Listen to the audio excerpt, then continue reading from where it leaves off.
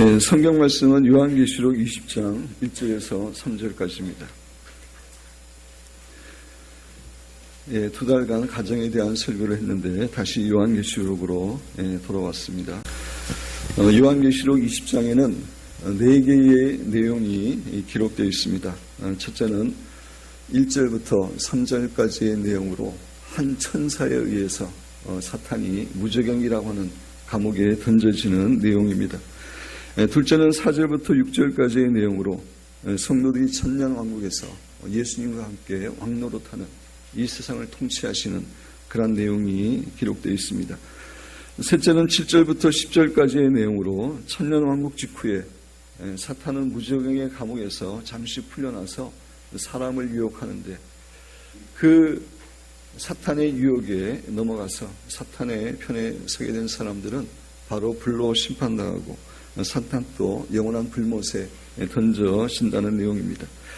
넷째는 11절부터 15절까지의 내용으로 불신자들이 백보자 심판대에서 심판을 받고 다 영원히 불못에 던져진다고 하는 말씀입니다.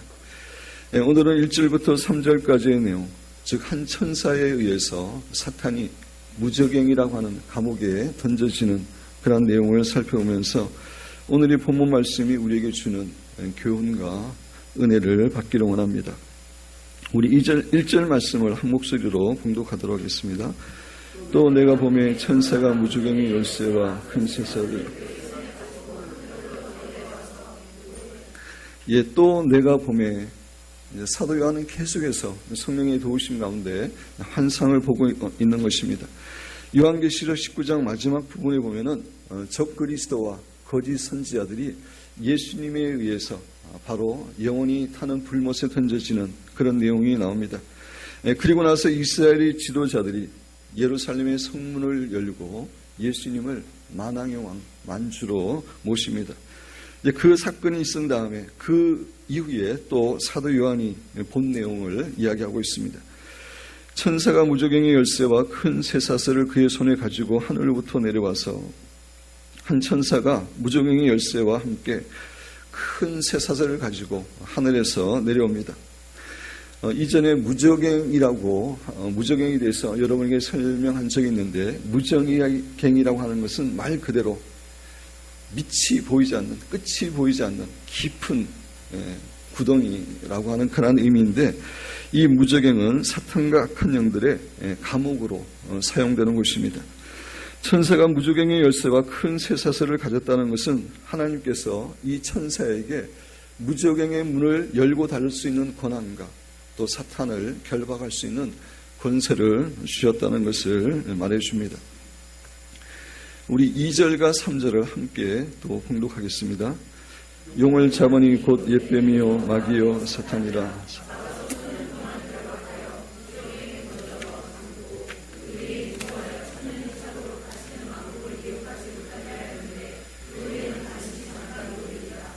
용을 잡으니 하나님께로부터 무저갱의 열쇠와 큰 쇠사슬을 받은 천사가 용을 잡습니다. 그리고 나서 사도 요한은 그 용이 어떠한 존재인지 좀 더 설명합니다. 곧 옛뱀이요 마귀요 사탄이라. 옛뱀이라고 하는 것은 에덴 동산에서 아담과 하와를 유혹했던 그 뱀이라고 하는 그런 의미입니다. 그때 뱀은 하와에게 선악과를 먹어도 결코 죽지 않고 선악과를 먹게 되면 도리어 하나님처럼 된다라는 거짓말로 유혹해서 하와로 하여금 선악과를 따먹고 범죄하게 했습니다. 그래서 이 옛뱀이라고 하는 사탄의 명칭은 사탄은 철저하게 거짓말쟁임을 우리에게 교훈해 줍니다. 여러분은 교재 요한복음 8장 44절 제가 읽으면서 설명드립니다. 너희는 유대인들을 향해서 예수님이 하신 말씀입니다. 너희 아비 마귀에게서 났으니 주님을 믿지 않는 자는 마귀에게 속한 자입니다. 너희 아비의 욕심대로 너희도 행하고자 하느니라. 그는 처음부터 살인한 자요 진리가 그 속에 없으므로 사탄은 철저하게 그 진리가 하나님의 진리가 그 속에 없습니다. 진리에 서지 못하고 거짓말을 말할 때마다 제 것으로 말하나니 너무나 능숙하게 말한다는 것입니다. 이는 그가 거짓말장이요 거짓의 아비가 되었습니다. 모든 거짓의 근원이 되었다고 하는 말입니다. 그렇습니다. 사탄은 철저하게 거짓말장이이고 모든 거짓말의 근원이 되는 그러한 존재입니다. 예수님은 진리이시고 진리를 통해서 우리를 자유케 하십니다. 반면에 사탄은 거짓말장이이고 거짓말을 통해서 우리를 속목하고 지배합니다. 따라서 우리가 거짓말을 한다는 것은 우리가 사탄의 도구가 된다고 하는 그런 의미입니다. 그렇습니다. 거짓말을 할 때 거짓에 여긴 사탄은 우리를 통해서 자신의 뜻을 이룰 수 있습니다. 여러분, 거짓말은 결코 사소한 문제가 아니라 사탄으로 하여금 우리에게 역사하고 우리로 하여금 사탄의 뜻을 이루게 한다고 하는 그런 사실을 기억하시고 우리는 우리에게서 철저하게 거짓말을 제거하고 진리에 서야 됩니다. 그리고 마귀라고 하는 명칭의 의미는 비방하는 자라는 의미입니다. 마귀는 하나님을 비방하고 우리 신자들을 비방하고 정죄하는 자입니다. 그것도 진리에 근거한 비방이 아니라 철저하게 거짓에 근거한 중상모략을 하는 자입니다. 따라서 우리 신자는 다른 사람들에 대해 결코 중상모략을 해서는 안 됩니다. 그것은 우리가 사탄을 닮아가는 것이고 사탄의 도구로 쓰임을 받는 것이기 때문입니다. 그리고 사탄이라고 하는 명칭은 대적자라고 하는 의미입니다. 그렇습니다. 사탄은 늘 하나님을 대적하고 우리 신자들을 대적하는 자입니다. 계속해서 2절 하반절에 보면 잡아서 1000년 동안 결박하여 무저갱에 던져 넣어 잠그고 그 위에 임봉하여 1000년이 차도록 다시는 만국을 미혹하지 못하게 하였는데 그 외에는 반드시 잠깐 놓이리라. 하나님으로부터 무저갱의 열쇠와 큰 쇠사슬을 받은 천사는 사탄을 사로잡아서 1000년 동안 무저갱 안에 가두고 잠깁니다. 그리고 그 위에 임봉을 합니다. 임봉을 한다는 얘기는 사탄은 1000년 동안 결코 자신의 힘으로 무저갱에서 나올 수 없게 되었다라고 하는 의미입니다. 사단을 무저갱에 가두는 목적은 사단이 1000년 왕국 동안에 세계의 열국들을, 왕국들을, 세계 그때 사는 사람들을 미혹하지 못하게 하도록 하기 위함이라고 성경은 이야기하고 있습니다. 사탄은 현재 우는 사자처럼 우리를 미혹하고 지금 활동하고 있습니다. 그러나 1000년 왕국이 되면은 무저갱에 던져져서 결코 그 1000년 왕국에 사는 사람들을 미혹할 수 없게 됩니다. 사탄에게 자신이 무저갱에 갇히게 되는 것은 너무나 고통스러운 일입니다. 조금 전에 말씀드린 대로 지금은 하나님께서 허락하신 범위 안에서 마음대로 역사하고 있습니다. 그러나 1000년 왕국 동안에는 감옥에 갇혀 지내야 되기 때문에 사탄에게는 그것이 너무나 고통스러운 일입니다. 그래서 사탄은 어떻게 해서라도 무저갱에 결박되지 않으려고 노력하고 애씁니다. 그래서 유대인들을 죽이려고 애쓰는 것입니다. 유대인들이 예수님을 만왕의 왕 만주로 모실 때 예수님께서 예루살렘에 입성하게 되시고 그 이후에 이제 사탄의 세력을 무저갱에 던지는 그런 일이 일어나기 때문에 유대인들이 예수님을 영접하는 일이 없도록 어떻게 해서라도 사탄은 유대인을 죽이려고 하는 것입니다. 그 후에 반드시 잠깐 놓이리라 라고 말합니다. 계시록 7장 이하에 자세히 기록되어 있는데 1000년 왕국이 끝난 직후에 사탄은 잠시 놓여서 1000년 왕국에서 살았던 사람들을 미혹하는 그런 기회를 얻습니다. 이것에 대해서는 다음에 설교할 때 더 자세히 말씀을 드립니다. 오늘의 본문 말씀을 여러분에게 간단히 설명드렸는데 지금부터는 오늘 본문 말씀을 통해서 세 가지 중요한 교훈을 함께 살펴보기를 원합니다. 첫째로 오늘의 본문 말씀은 이 세상의 모든 주권이 하나님께 있다고 하는 사실을 다시 한번 우리에게 확신시켜 줍니다. 오늘 본문 말씀을 보면은 사탄의 운명은 하나님의 손에 달려 있습니다. 하나님의 정하신 섭리에 따라 하나님의 때가 되면은 그는 무저갱에 잡히게 되고 1000년 동안 갇히게 되고 그 이후에 잠시 풀어지지만 다시 영원한 불못에 던져지게 됩니다. 사탄의 운명이 하나님의 손에 있습니다. 그런데 성경에 보면은 사탄의 운명뿐만 아니라 이 세상에 있는 모든 일들이 하나님의 주권 가운데 일어나고 있음을 알 수가 있습니다. 성경에는 하나님께서 미래에 대해서 예언한 그런 내용들이 많이 있습니다. 몇 가지 예를 들어 설명드리면은 먼저 예수님의 초림과 예수님의 재림에 대해서 예언되어 있습니다.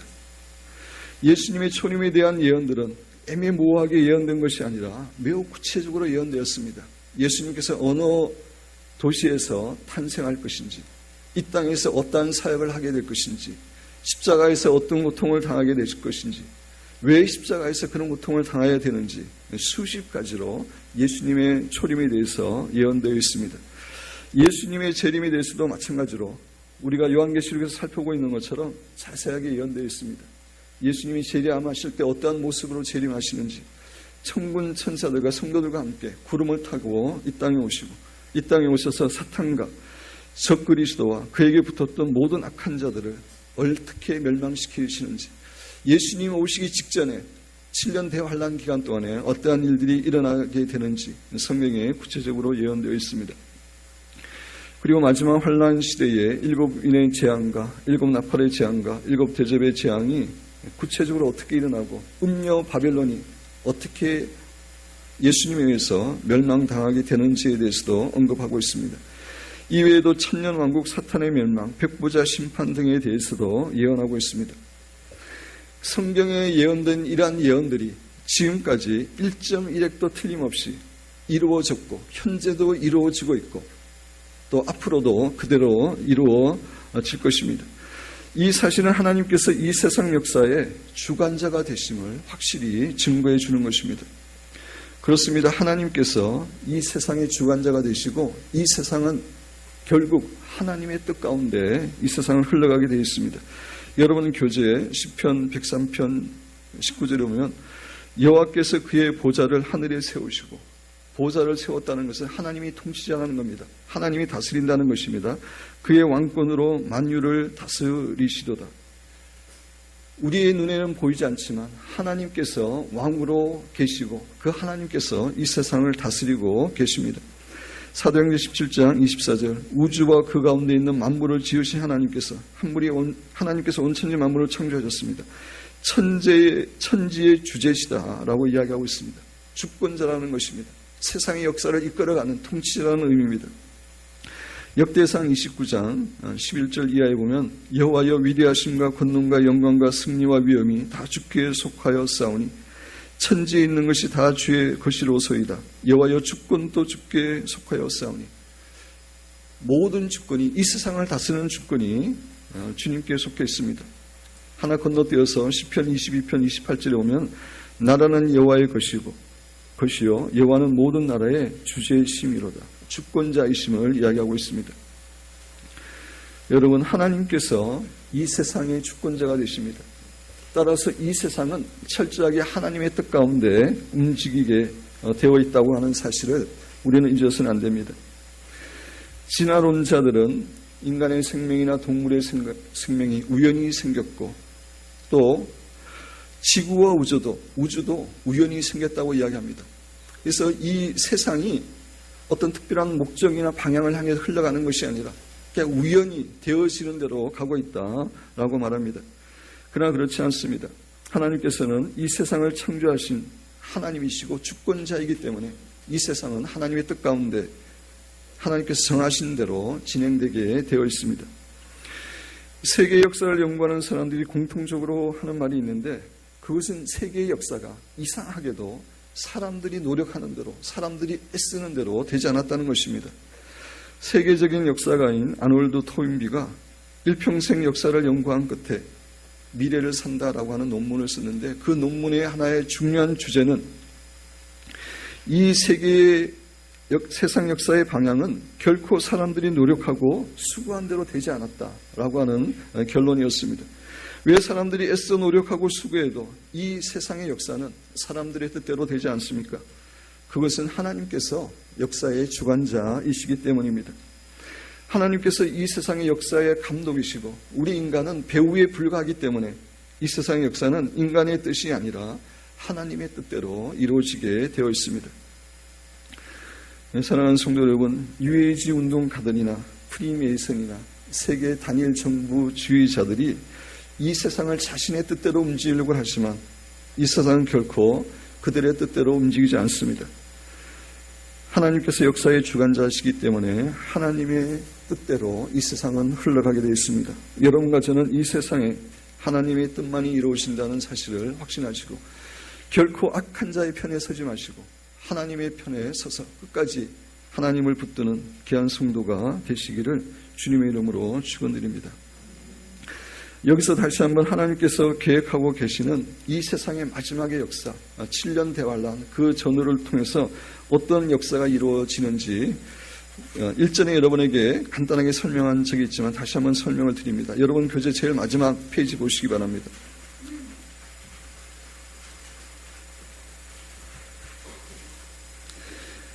예, 이 교재는 마이크 비클의 오메가 인도자 가이드라고 하는 그 책에 있는 내용을 제가 인용했습니다. 제가 그동안 요한계시록을 설교하면서 여러분에게 말씀을 많이 드렸지만 요한계시록에 정말 다양한 해석 방법이 있는데 마이클 비클 목사님이 제 입장에서 보면 마이클 비클 목사님이 가장 가까운 가장 올바른 해석을 하고 있습니다. 그래서 그분의 교재에서 인용을 했습니다. 처음 이제 그림에 보면은 3년 반, 3년 반, 합계 이제 7년이 있죠. 그죠? 어떤 분들은 이 7년을 7년 대환란이라고 그러고 또 마이클 비클 같은 경우에는 특별히 후반기의 3년 반을 대환란이라고 이렇게 부르기도 합니다. 그 대환란이 시작되기 전에 해산의 고통이 시작되는데 마태복음 24장에서 예수님이 예언하신 내용입니다. 이스라엘 국가가 1948년에 이스라엘 국가가 탄생했는데 그때서부터 이제 해산의 고통은 시작됐습니다. 지금은 이미 해산의 고통이 시작된 그런 상태입니다.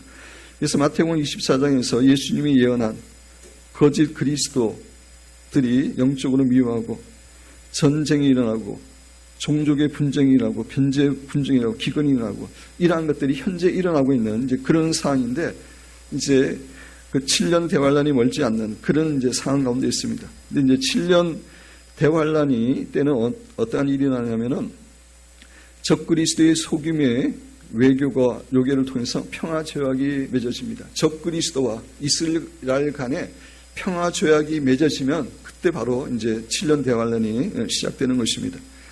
이때 악한 10개국의 연합체가 이루어집니다. 이들은 철저하게 적그리스도를 서포트하는 나라들입니다.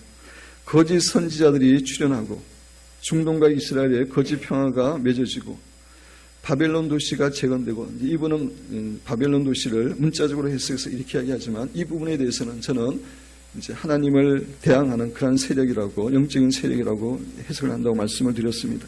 또 예루살렘 성전이 재건이 돼야 됩니다. 제3성전이 이제 재건이 되는데 왜냐하면 그곳에서 적그리스도가 자기가 하나님이라고 하고 하나님을 모독하는 일이 일어날 것이기 때문입니다.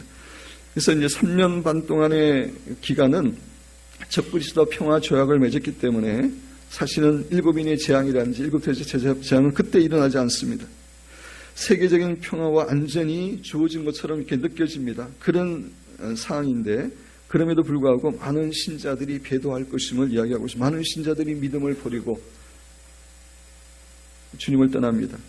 또 대추수가 일어나기도 합니다. 이런 상황 가운데 하나님께서 성령님을 통해서 대추수를 허락하십니다. 그리고 이제 후반기 3년 반에 이제 7인의 재앙이나 7나팔의 재앙이나 7대접의 재앙이 이제 본격적으로 일어나고 그 마지막 순간에 아마겟돈 전쟁이 시작이 됩니다.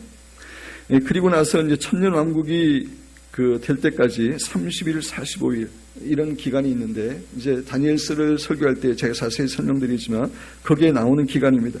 예수님께서 공중에서 이 땅에 오셔가지고 이 땅에 적그리스도와 그 군대들을 직접 싸우면서 정복해가는 그런 기간이 결국은 75일에 걸리는 것입니다.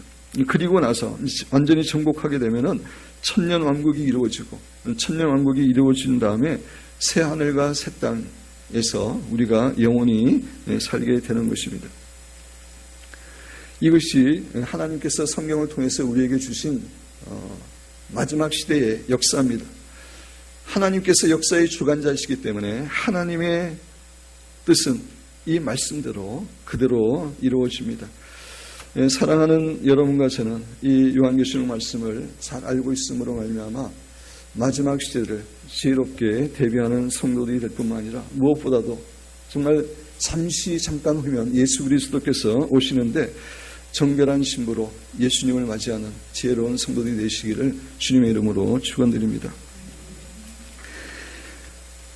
두 번째, 오늘 본문 말씀을 통해 생각해 볼 내용은 하나님의 주권과 우리의 자유의지는 결코 상중하지 않고 양립한다는 것입니다. 조금 어려운 신학적인 그런 문제가 될 수 있는데, 하나님의 주권과 하나님께서 우리에게 주신 자유의지는 결코 상충하지 않습니다. 양립할 수 있는 그런 내용입니다. 하나님께서는 이 세상의 중요한 역사를 미리 예정하시고 하나님의 주권 가운데 이루어가고 계시지만, 그럼에도 불구하고 하나님의 그 주권은 우리 인간에게 주신 자유의지를 침해하거나 그 자유의지와 상충하지 않습니다. 지혜롭게 주님의 지혜 가운데 그것이 양립이 됩니다. 하나님의 주권과 우리의 자유의지가 어떻게 잘 조화를 이룰 수 있는지에 대해서, 그걸 어떻게 설명할 수 있는지에 대해서 A.W. 토저는 잘 설명하고 있습니다. 여러분 교재를 보시기 바랍니다. 제가 이 두 가지 문제를 오랫동안 고민해 왔는데, 제가 2, 3년 전에 이 책을 읽으면서 정말 하나님의 주권과 인간의 자유의지를 절묘하게 설명하는 것을 발견하고 너무나 기뻤습니다. A.W. 토저, 전능하신 하나님은 주권적이시다. 그죠? 창조하시고 주권자이시기 때문에 그렇습니다. 다시 말해서 그분이 원하시는 대로 행하실 자유를 갖고 계신다. 하나님이 원하는 것들 중에는 내가 원하는 것을, 우리 인간이 원하는 것을 행할 수 있는 자유를 내게 주는 것도 포함한다. 내가 나의 뜻에 따라 행하는 것은 하나님의 뜻을 거스리는 것이 아니라 하나님의 뜻을 성취하는 것이다. 큰 하나님의 그 섭리의 범주 안에 들어가는 일이라는 것입니다. 왜냐하면 하나님의 주권 가운데 하나님은 내게 자유로운 선택을 할 수 있는 자유를 주셨기 때문이다. 비록 내가 하나님의 원하는 선택을 하지 않는다 할지라도, 우리에게 자유의지가 있어서 하나님이 원하지 않는 선택을 할 수 있죠. 않는다 할지라도 나의 선택으로 말미암아 하나님의 주권이 실현됩니다. 하나님의 주권은 결코 무너지지 않는다는 겁니다. 왜냐하면 그것을 포함한 주권이기 때문에. 나는 선택을 할 수 있는데 주권적이고 완전히 자유로운 하나님께서 내게 나의 주권적인 자유 가운데 나는 내게 약간의 자유를 허락한다. 너희 섬길 자를 오늘날 택하라. 내가 원하는 대로 선을 행하든지 악을 행하든지 하라. 나를 따르든지 말든지 하라. 내게 가까이 오든지 말든지 하라. 천국으로 가든지 지옥으로 가든지 하라. 라고 말씀하셨기 때문입니다. 우리 인간이 선택할 수 있는 그 자유의지조차도 하나님의 주권 가운데서 하나님이 허락하신 거라는 것입니다. 하나님의 주권과 인간의 자유의지를 이 토저는 정말 적절한 비유를 통해서 우리에게 설명합니다. 그 다음의 내용이 정말 기가 막힌 내용입니다. 우리 내용을 깊게 생각하면서 우리 계속해서 좀 읽어보도록 하겠습니다. 여기에 배 한 척이 있다. 이 배는 천명의 승객을 싣고 뉴욕시를 떠나 영국의 리버풀로 향한다. 승객들은 안락한 데를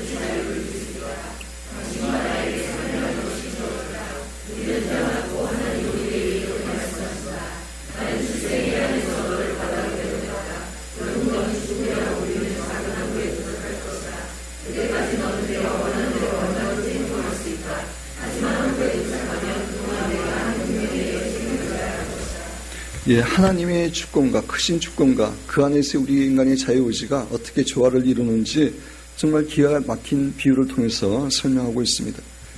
우리 인간은 태어나면 죽게 되어 있습니다.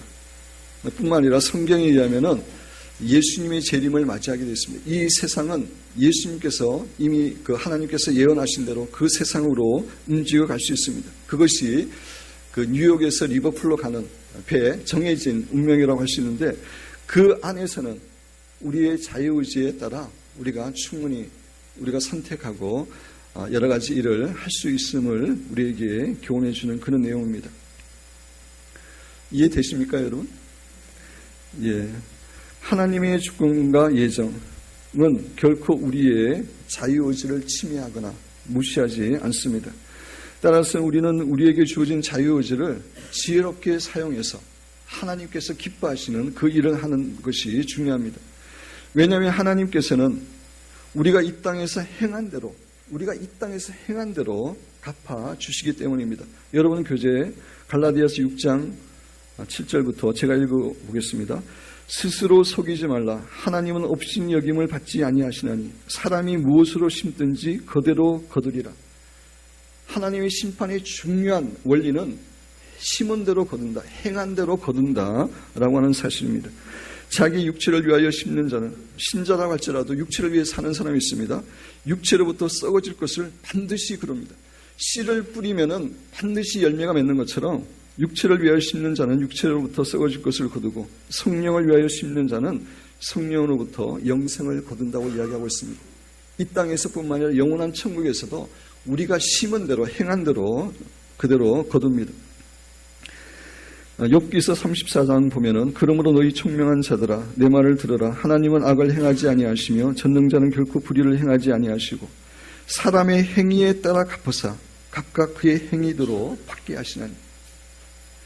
그 다음 요한계시록 22장 12절에서 보라 내가, 예수님이 하신 말씀입니다. 내가 속히 오르니 내가 줄상이 내게 있어 각 사람에게 그가 행한 대로 갚아주리라.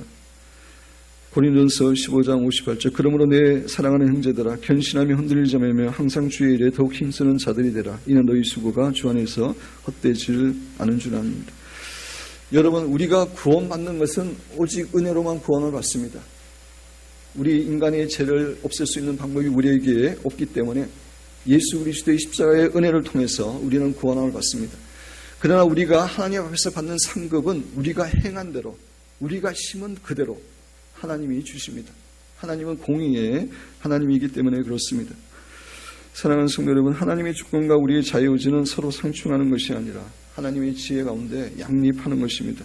여러분과 저는 우리의 자유의지를 하나님의 뜻과 하나님의 영광을 위해서 적극적으로 잘 사용함으로 잠깐 후면 하나님을 만나게 될 텐데 그때 하나님께로부터 많은 칭찬과 상급을 받으시는 여러분과 제가 되기를 주님의 이름으로 축원드립니다. 세 번째, 우리 신자들은 이 세상의 주권자이신 하나님을 전심으로 경외하고 하나님께 순종하고 하나님을 높이는 삶을 살아야 됩니다. 하나님은 이 세상의 역사의 주관자일 뿐만 아니라 우리 개인의 삶도 주관하고 계시는 분임을 성경은 증거해주고 있습니다. 사무엘상 2장 6절 이하 제가 읽으면서 설명드립니다. 여호와는 죽이기도 하시고, 그렇습니다. 주권자이기 때문에 모든 권능이 그분에게 있기 때문에 죽이기도 하시고 살리기도 하시며 스올의 지옥입니다. 지옥에 내리게도 하시고 거기서 올리기도 하시는도다. 여호와는 가난하게도 하시고 부하게도 하시며 낮추기도 하시고 높이기도 하시는도다. 가난한 자를 진토에서 일으키시며 빈궁한 자를 거름더미에서 올리사 기족들과 함께 앉게 하시며 영광의 자리를 차지하게 하시는도다. 낮은 사람을 높이는 것도 하나님의 주권이라는 것입니다. 땅의 기둥들은 여호와의 것이라. 여호와께서 세계를 그들 위에 세우셨도다.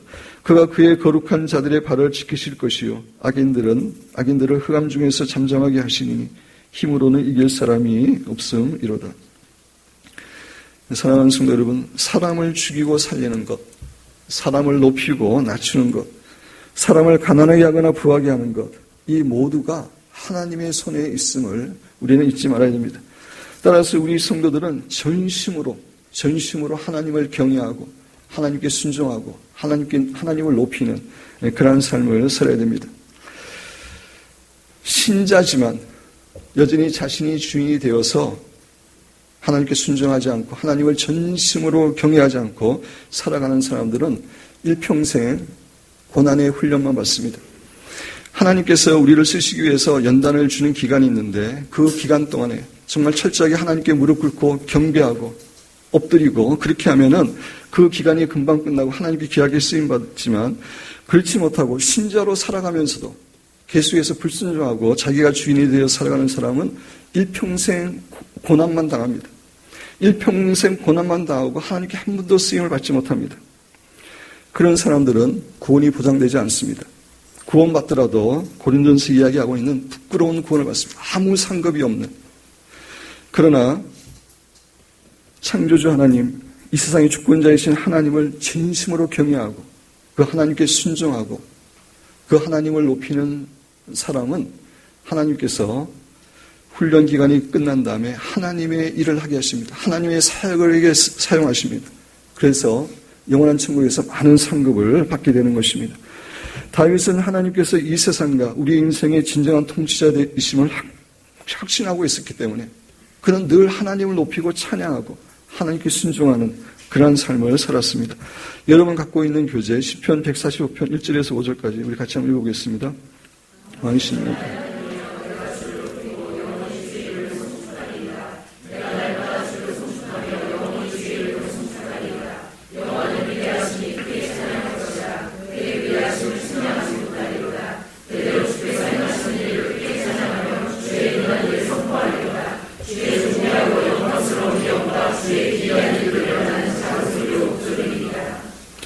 예, 하나님이 이 세상의 주권자이시고 인생의 모든 생사화복을 주관하시는 분임을 철저하게 알았기 때문에 다윗은 철저하게 하나님만을 높이고 하나님을 찬양하고 하나님께 순종하는 그러한 삶을 살았습니다. 그래서 하나님께 위대하게 쓰임받는 인물이 되었습니다. 사랑하는 성도 여러분, 이 세상의 주권자는 하나님이십니다. 저와 여러분과 저의 인생이 결코 어떤 사람의 손에 있거나 어떤 환경의 손에 있지 않습니다.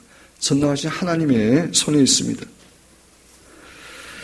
사랑하는 여러분과 저는 이 사실을 확신하는 가운데 늘 하나님을 전심으로 경외하고 높이고 찬양하고 순종하는 그러한 삶을 살아감으로 하나님께 영광 돌릴 뿐만 아니라 하나님께서 여러분 한 사람 한 사람을 이 세상에서 귀하게 사용하시는 그런 축복을 누리시게 되기를 주님의 이름으로 축원드립니다.